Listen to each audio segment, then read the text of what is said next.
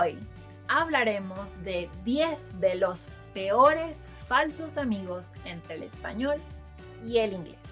Today we're talking about 10 of the worst false friends between English and Spanish. Yes, languages can betray one another, or they can betray you, the language learner.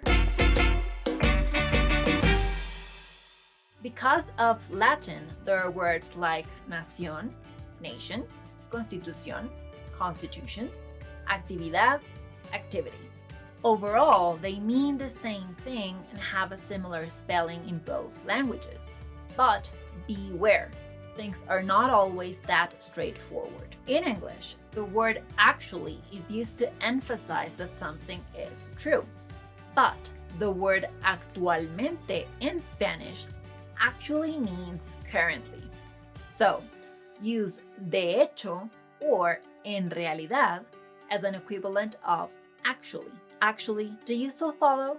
If you were attending a huge conference in Mexico City, you shouldn't say voy a atender una conferencia, because that sentence contains two false friends, atender and conferencia. When you attend an event, you should say asistir or ir.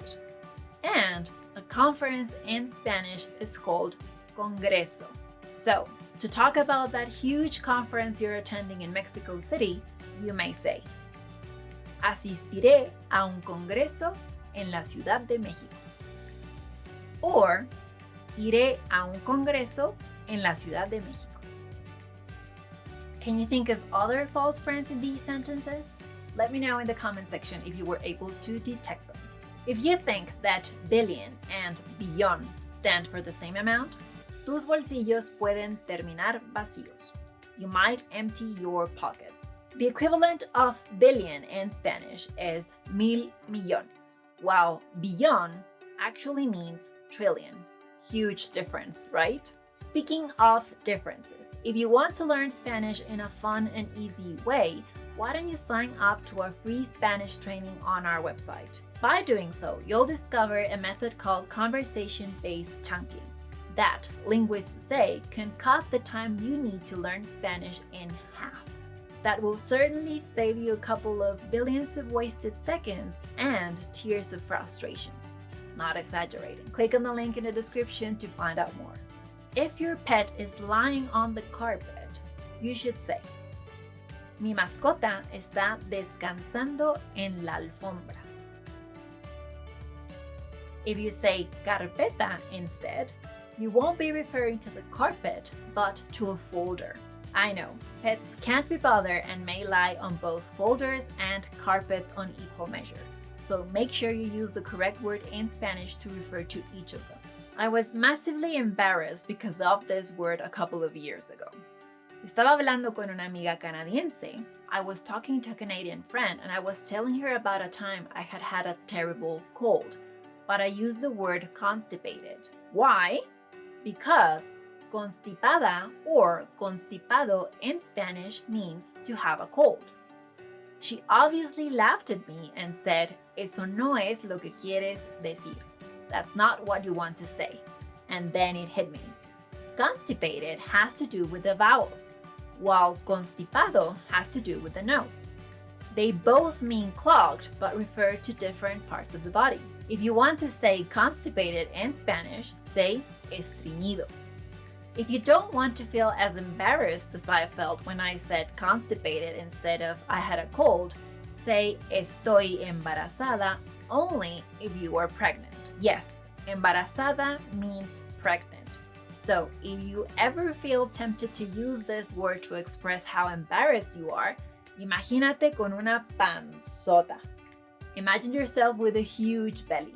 The English word embarrassed may be expressed in Spanish as either avergonzada or apenada if you're a woman, or avergonzado or apenado if you're a man.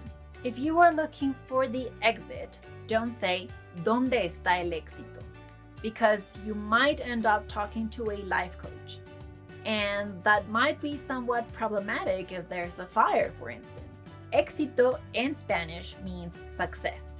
So, To find the exit, say, ¿dónde está la salida?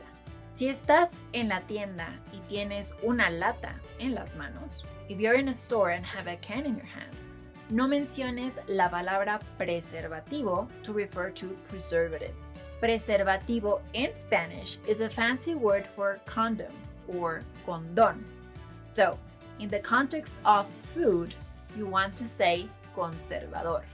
Please don't say te introduzco a mi amigo to introduce a friend of yours to someone else. Introducir in Spanish means to put something inside something else. So, do you see how awkward it is to say te introduzco a mi amigo?